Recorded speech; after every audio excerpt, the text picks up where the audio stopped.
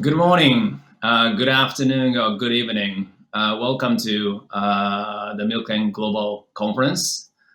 Today, I have an honor to have a fire chat with the Mr. Marc Benioff, CEO and founder of Salesforce.com. I have a pleasure to know him for a while, and I was being quite inspired by what he has done. So I like to, thank Mark to join us today. So welcome, Mark. Great to see you, Mizuno-san. Thank you for having me on your show. Thank you. So we have the 30 minutes as a fireside chat. So definitely would like to discuss with you on the several your favorite topics. And first of all, I just wanted to show the audience that this is the book you gave me, the original American version of the Trailblazer, and this is the Japanese translation. You can Yes, see. I have that too. Japanese translation. Yeah. Here it is. Oh, that's good. So you can tell, like, whatever Japanese make, we will make it more compact than American. So, but the context is exactly the same, as rich as the original one. So Yes. let me start I with also the. added the Japanese flag behind me today for you, Mizuno-san. Oh, wow, that's beautiful. I'm living in a very small Japanese, like the apartment. So I just don't have anything to show you, unfortunately. I also Well, got out my Japanese piggy bank, which is from the Japan Post. My good. we don't have it anymore these days because Oh, everything is online, unfortunately. So let us start with the discussing, this title of this book, Trailblazer. So when I first heard the Trailblazer from you, I immediately Googled Trailblazer Salesforce.com. It led me to the website explaining, the Trailblazer community. And when I first read it, just to be honest with you, I thought, oh, this is another sophisticated way of like a customer retention program, having like yes. the kind of like a native sales team inside of your customer. But when I finished reading the Trailblazer book, I just started, I just understood like this is much more than like a customer retention or a customer loyalty program. So I think for the people who hasn't read this, can you just explain a little bit what do you mean by Trailblazer? Look, a trailblazer is an innovator, a creator, an entrepreneur, a visionary, maybe the former manager of the GPIF fund in Japan is a trailblazer. Somebody who has new ideas on how to create a new world with higher values to help us create and improve the world. That's a trailblazer. Well, that's great and sounds really exciting. And I'm very excited that now I saw this book is piled up in the major Japanese bookstore, so that the people will get inspired by the Trailblazer concept. And I hope to be called a Trailblazer myself because it sounds cool. So I just want to discuss with you several things today. Obviously your favorite topic. The one is the stakeholder capitalism, and then we want to talk about the trust and value and etc. And I definitely want to discuss with you that the what the corporate exec should do and how the investor should react to that. So let me start with the stakeholder capitalism. I grew up in a society like a trust means a lot, and even when I was trained as a young banker in City of London, like 20 years ago, I was very impressed by the English banker told me my word is my bond. So it's not the contract basis. I mean, we do the business on basis of trust, and that's how I grew up. But over the last 10 years or so, or maybe 20 years, we got more criticized by particularly American lawyers. We have to contract everything, and it just became a more and more like a less trust-based the business practice. So, but all of a sudden you just raise it up. But what do you think about the this like a trust versus like a contract-based or like a more like a rule-based, business practice. How do you, interpret, the interconnection of those? Well, thank you for asking that question. I think that you're right. I think, look, at the beginning, everyone must ask themselves, what is your highest value? What is the most important thing to you? For each of us, it's different. And we must also ask this for our businesses, what is the most important thing to us? What is our highest value in our company? Look, it can be many different things. It could be success, it could be profitability, it could be growth, it could be quality, it could be market share, it could be employee happiness. There's many different types of values that guide a company. But at Salesforce, our highest value, the most important thing to us is trust. Nothing is more important than the trust we have with our employees, our customers, our partners, with our industry, and certainly with our local communities, all of our stakeholders. This is number one for us, trust. Nothing is more important than trust. And we organize and we operationalize the idea of trust. So if trust is our core value, if this is the most important thing to us, how will we get it? How will we achieve trust? What are the things that we can do to achieve trust? Of course, it's very important, especially in regards to a large enterprise software company, our relationships with our customers, our relationships with all of our stakeholders. How will we get trust? How could we lose trust? You can lose trust in a moment. We all know that.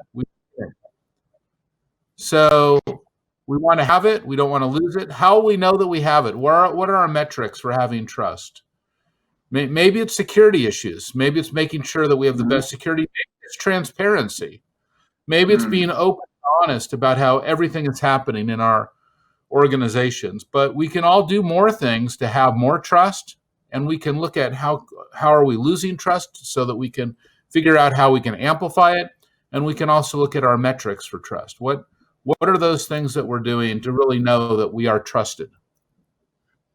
But what was your customer or like your employees or your peer, the CEO's reaction when you brought up the concept of trust? Because to be very honest with you, I grew up in a society where trust means a lot. So for me, it's just kind of like I take it for granted.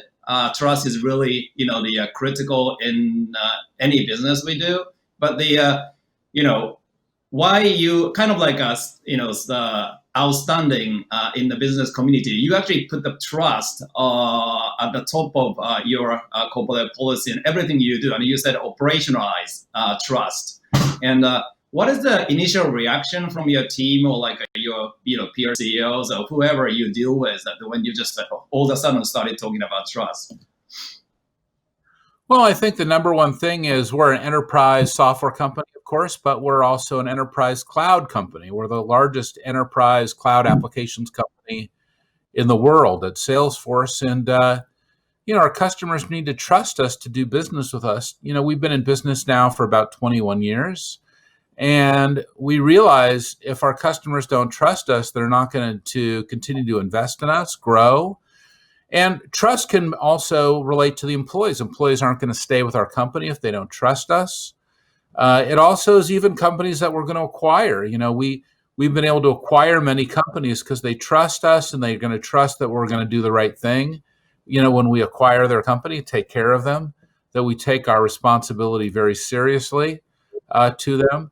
So trust can be many things. It could also be to all of our stakeholders, even our local community. We want to be highly trusted everywhere we do business. And when people think about us, we want to say that they trust us. Now, I realize that in the technology business, this certainly is maybe at odds with what many people heard about technology companies, social media companies.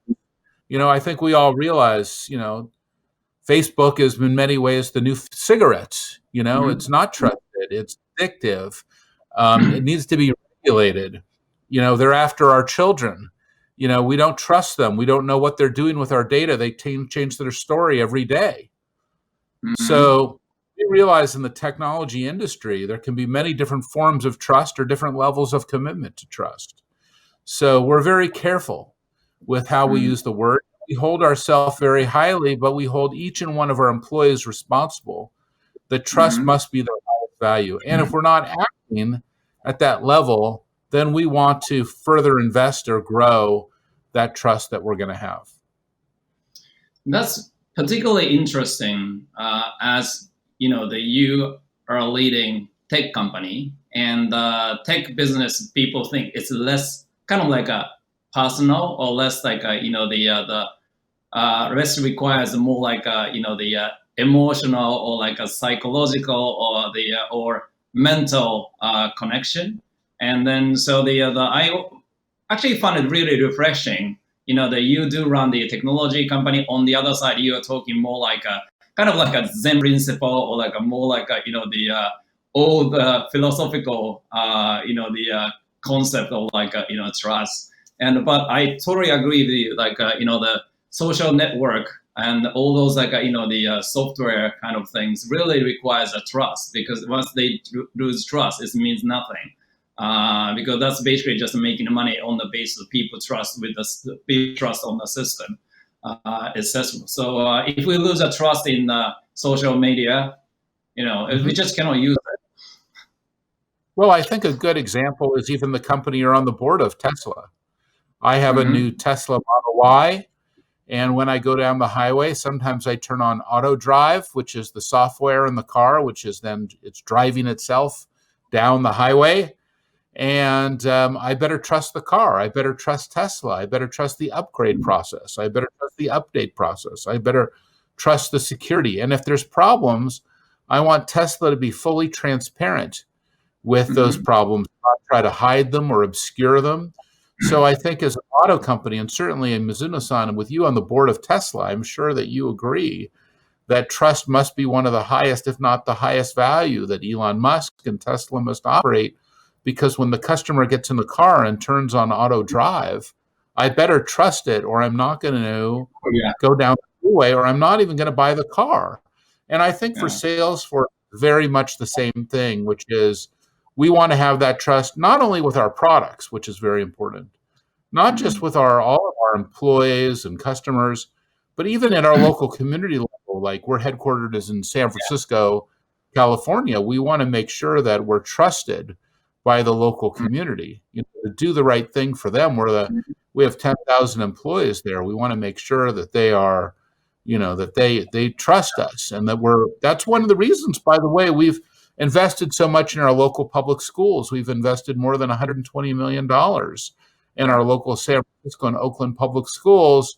It demonstrates back to the community that we're committed to them. In some ways, it's operationalizing trust.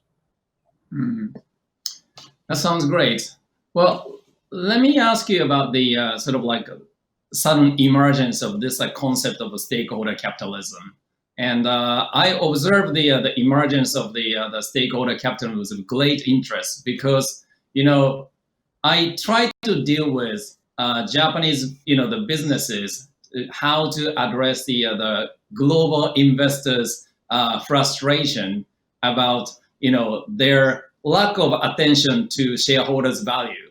And so interestingly, for the last 5 to 10 years, in Japan, the biggest topic is how to make CEO focus on shareholders' value creation. And on the other hand, where the Japanese business trying to learn from the U.S. In the U.S., there's another movement which is called the shareholders capitalism. And you are very active with the World Economic Forum too. And Professor Schwab told me he came up with the idea of stakeholders capitalism inspired by his dialogue with Japanese business executive like 20 years ago. So it's very interesting. Like going the other direction, we probably be able to find the the ideal solution in the middle in many cases of this kind of problem. But what do you think is a sort of like a real force for this sudden emergence of stakeholder capitalism debate, including business roundtable statement of corporate purpose? Well, I think in Japan it's very different. I think that business in Japan is an integrated and critical part of society. So Japanese CEOs view them as a critical part of the ability to make society work in partnership with government, in partnership with schools, in partnership with all aspects of social service, and that CEOs don't vault themselves above community or above the rest of society. They view them as a peer to be part of working society. Now, I don't understand Japanese society as well as you do, Mizuno-san. Of course, I'm not Japanese. I don't live there. I do have the flag, but that's all I have. So I would say, though, that Japanese business is quite different than American businessmen who sometimes see themselves as separate from society. They see themselves above society in many cases. So maybe you see that in the salaries. Maybe you see that in the way they're compensated. Maybe you see that in their where they don't give back to society, or that they view themselves as fully disintermediated from society. Maybe Europeans not quite as much, but different CEOs in different societies view themselves different ways. I think in the case of Klaus Schwab and the World Economic Forum, when he came up with stakeholder theory, which was in 1972, the idea that business must manage not for just all shareholders, but also for all stakeholders. What does that mean? Well, what it means is you have to define your stakeholders, your employees, your customers, your partners. In San Francisco, our homeless are a key stakeholder. As I mentioned, our public schools. But another key stakeholder is the planet, which I know you've written so extensively about, Mizuno-san, because Salesforce, for example, is a net zero company. Why is that? We have no new net emissions. I hope every CEO and every investor in this who's watching this can also say that they're net zero. You can learn about our Salesforce stakeholder commitment. If you go to salesforce.com/sustainability, it reviews our whole stakeholder report. You can look on my Twitter feed as well. I think that it's very important for CEOs to really define who are their stakeholders. Is it just your shareholders, or do you have more stakeholders than just shareholders? And once you do that, then can you manage for all stakeholders? This is, I think, the question that's really now defines what does it mean to be a true modern CEO. That's that's the discussion I had with the all the major asset management companies, and also the asset owners for the last 5 or 6 years. And I genuinely believe in the stakeholder, the multi-stakeholder model. But the most common counter argument when I try to just push that agenda is, one is the Milton Friedman doctrine. He said there's only one social responsibility of the private business, which is to make a profit. And another thing is a lot of professional asset manager uses the word which I hate, fiduciary duty. And they actually define their job just to make money. And sometimes I really struggle with that concept, because that's told me to leave my core value behind when I walk into trading room or my investment office. And I keep telling them it's impossible. I just cannot become a machine when I walk into my office as a CIO. I always carry my core value and ethics and everything. But and then the third argument is, some people in, I appeared on a panel at the Davos early this year, and one of the female professor of the law school, I think it was Columbia or something, she argued, it's even against the U.S. Commercial court for the CEO who might be an agent to decide who's their stakeholders. And all of those things really annoyed me, because I think it just kind of got in my way to push what I genuinely believe. But what is the the reaction you get from those people, and how you react to those skeptics, or try to stick to what they learned at the business school 30 years ago? What a good question that is, Mizuno-san, because I think that the Milton Friedman argument is the business of business is business. And I don't know, I don't think that's a Japanese approach to business, for example, but I think he's mostly speaking about the American approach to business. Because, of course, the Japanese CEOs are vaulted up higher to take on more responsibility. in society. And that's really what we're saying, that at a time when the world needs business, that business is the greatest platform for change. I so strongly believe that, Mizuno-san, that, we're not going to heal the environment if business is not aligned. We're not going to heal our public schools if business is not aligned. We're not going to take care of our nonprofits and NGOs if business is not aligned. We're not going to improve society if business is not aligned, because business is a critical part of society. So that's really where I think CEOs, where we define the purpose of the corporation, as the Business Roundtable has said, must be to manage for all stakeholders. And of course, we look at the Sustainable Development Goals of the United Nations.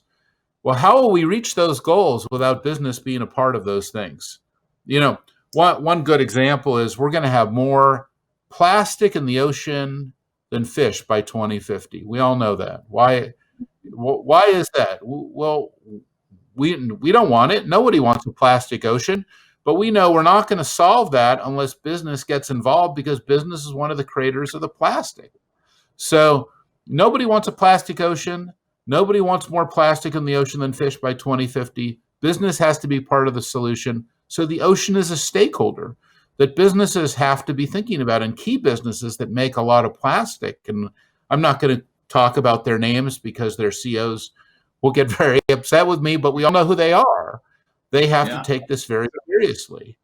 And we realize that. We recognize that. That's just one example. It's a very specific example, but it's one example in regards to the environment. Of course, another example is carbon emissions. We know that emissions must be reduced. We know that we also need to sequester more carbon, which is why I've introduced the concept of 1 trillion trees, or 1t.org, where planting 1 trillion trees on the planet will sequester 2 gigatons of carbon, because the planet is a key stakeholder, and business needs a way to organize to help reduce emissions, totally reduce their pure emissions, and also sequestering existing carbon. Both of these things are very important. Restoring and maintaining old growth forests. These are critical things for our future, for our children, for our children's children. So when we think about business, they have to be a willing player, an actor in all of these things that we want for our world. Yeah, I totally agree that the business is the best platform, because it's very difficult to scale up like a non-profit organization type of the approach.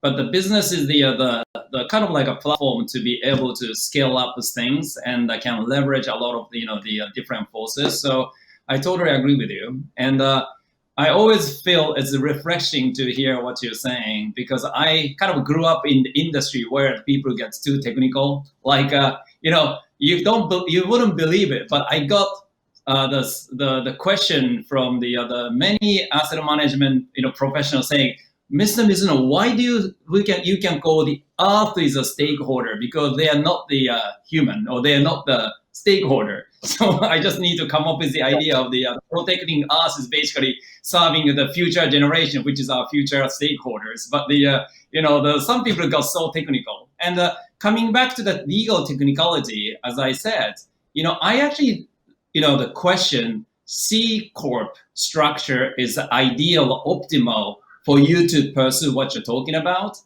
And I understand that even in the US and Delaware, there's another structure called the Public Benefit Corporation. And you probably heard that our mutual friend, the Emilio Faber at the Danone, now pursue totally new the corporate structure, the enterprise mission to serve the stakeholder, multi-stakeholders. I serve on his mission committee, but what do you think? I understand the business is the best platform, but do you think the current corporate structure is the most suitable for you to achieve what you're trying to achieve? Well, I think I look at Salesforce. We've been able to give away more than $300 million in grants. We've done 5 million hours of volunteerism. We run 50,000 nonprofits and NGOs on our service for free. We're a net zero company. We have no net new carbon emissions. Many organizations view us as the best place to work, that we've been rated very highly for our employees, for our customers. Oh, and we've also given a 5,000% return to our shareholders since we went public. in 2004. So we've served all stakeholders, our employees, our customers, the environment, even our shareholders. So I think it's not as important what the structure is, but what is your intention? I don't know what the word is in Japanese, Mizuno-san, I think it's ishi. What is my ishi? What is my vision? What do I really want as a CEO? Do I want to only maximize shareholder profits, or do I want to maximize all stakeholders? So I think it's very important. We need to have a beginner's mind here. We need to have, in Japanese, I believe it's called shoshin. How do we have a beginner's mind? How do we sit quietly and think about our business anew? So we can ask the question, what do I really want? What do I really want? If my business is really important and maybe trust is my highest value, or customer success, innovation, equality, sustainability. Now, what do I want for my business? What is my intention? What is my ishi? And how do I achieve that? I think that we have to, as CEOs, develop this beginner's mind so that we can then say, yes, especially now during this pandemic, this is a great opportunity for us to think about everything new. Of course, we're all at home. We're all, working at home. We're not back in our offices yet. We can really come up with what is our beginner's mind? How do we want to come back to work? What kind of companies will we create? How will we best serve society? What kind of leaders will we be? What do we expect of our employees when they come back? From their travel and entertainment, all the way to how do they work in the office, and which ones will work at home. So we are in a new world. We're in an all new world. Look, we're never going back. We realize that. We're not going back. The past is over. We're in the present moment.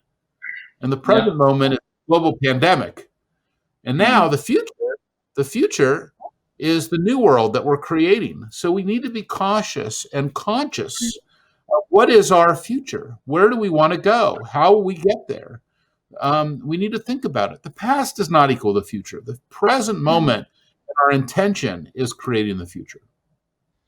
Well, I think that one of the things I just wanted to discuss with you with the remaining time of our, the fireside chat is Milken attracts a lot of the people from particularly my own industry, like finance and the asset management.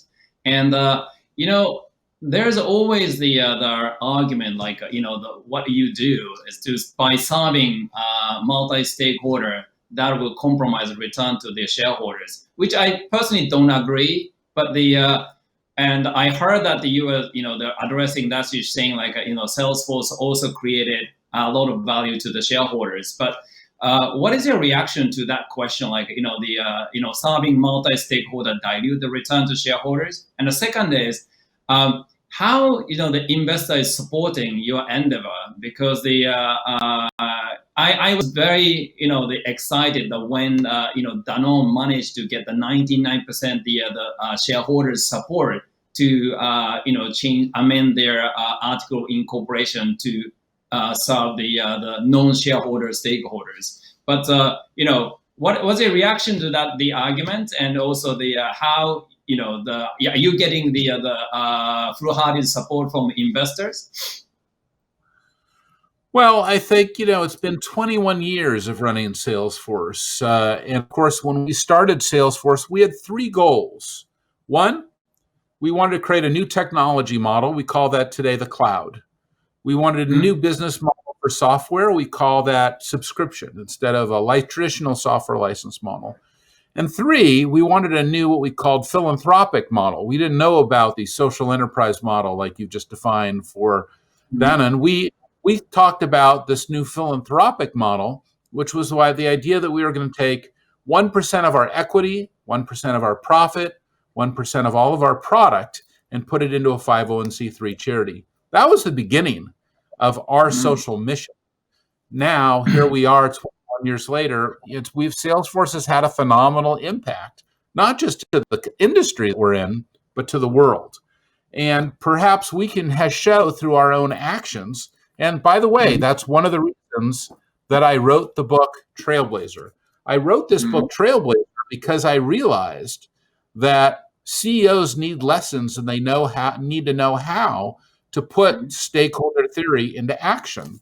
And this is the most important thing today, because certainly when I went to business school in Los Angeles at USC, very close to where the institutes are that is running the conference here, well, I knew I needed to just do what I needed to be successful. But I didn't realize, whoa, no, there's a whole new world called manage for all stakeholders. This is the most important thing.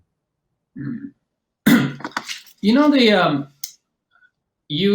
join the business roundtable statement of the corporate purpose, and recently I co-chaired the project called the Test of Corporate Purpose with the Oxford side professor and the sustainability head of like legal and general asset management, and we try to examine it's good to talk about those kind of things. I personally we agree, but the whether the corporate executive really doing it, and we found some discrepancy, and I can accept. I should acknowledge the methodology itself is not perfect, but I actually still I'm very confident that we observe the discrepancy between some people like you who really walking the talk, and the other CEO just joined to look him how better in a society, but they're not operationalizing in their own business. So what do you think will divide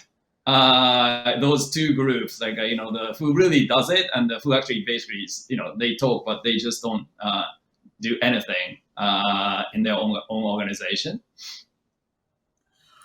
Well, I think that's, of course, the constant question, which is that there are CEOs who believe that their job is to improve the state of the world, and there are CEOs who believe their only job is to make money.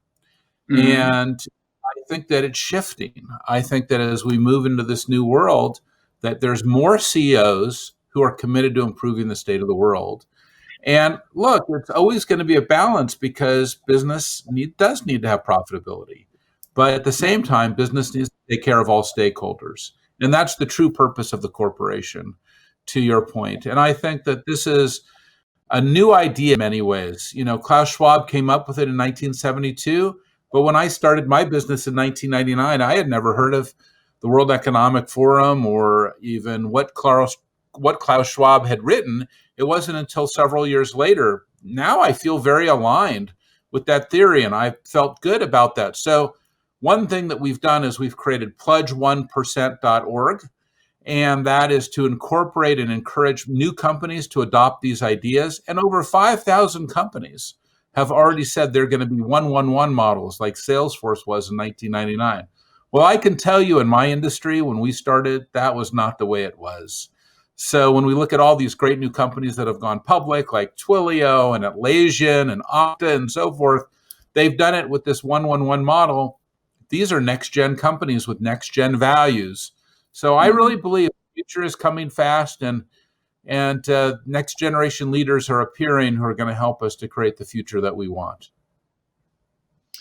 Yeah, I think what you have been doing is great, but I always face the question whether that kind of the activity will kind of translate into the financial return for the investors. And my argument is we have to agree we are going to create the capital market which will price those activity into stock price, rather than we are just trying to observe whether your actions will be translated into the stock price. Rather, the CEO and the investor have to agree. Those are the way to create a shareholders' value. But it doesn't seem to be the widely spread. But these days, asset manager, they all talk about the importance of sustainability of ESG, but they don't operationalize it. We are facing the same situation. Asset manager, CEO, Larry Fink, everybody talks about ESG, but they don't operationalize it. So if you ask the fund manager how they use those information, or like a 1-1-1 model, I mean, they probably say we look at it, but they don't price it in. So I think we create the community of the shareholders as well as the CEO to believe in. Those are the way to optimize the profit and value for the society.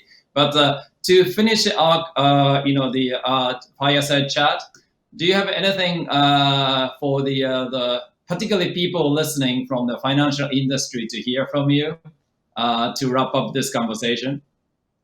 Well, I think that you open a door, which is that if you're going to invest in companies, you should think about what are the companies that you're investing in. I think people who own funds today, more often than not, are looking at, are those portfolio managers also looking at those ESGs? I think we all see that. We all know that's coming. You can look at the World Economic Forum and the work on the IBC, that the ESGs are being audited now by the 4 major accounting firms, and these large companies are all going to have to publish their ESGs. So what are their environmental policies? What is their position towards being net zero? What are their policies towards equality and gender equality? Do they pay men and women equally for equal work? You know, how do they look at the world? How do they look at their employees? How do they look at the products that they're making? I think that the ESGs being published are being extremely important going forward, and it will help motivate even more companies to move from being shareholder companies to being stakeholder companies. Mizuno-san, I want to thank you so much for having me on today. You must be working very hard and you must be very tired. Otsukare-sama deshita. And I'll look forward to seeing you soon in Japan. Sayonara. Thank you very much, Mark. And I'm looking forward to enjoying the sushi with you in Tokyo very soon. I hope so too. Best. Bye now. Bye-bye.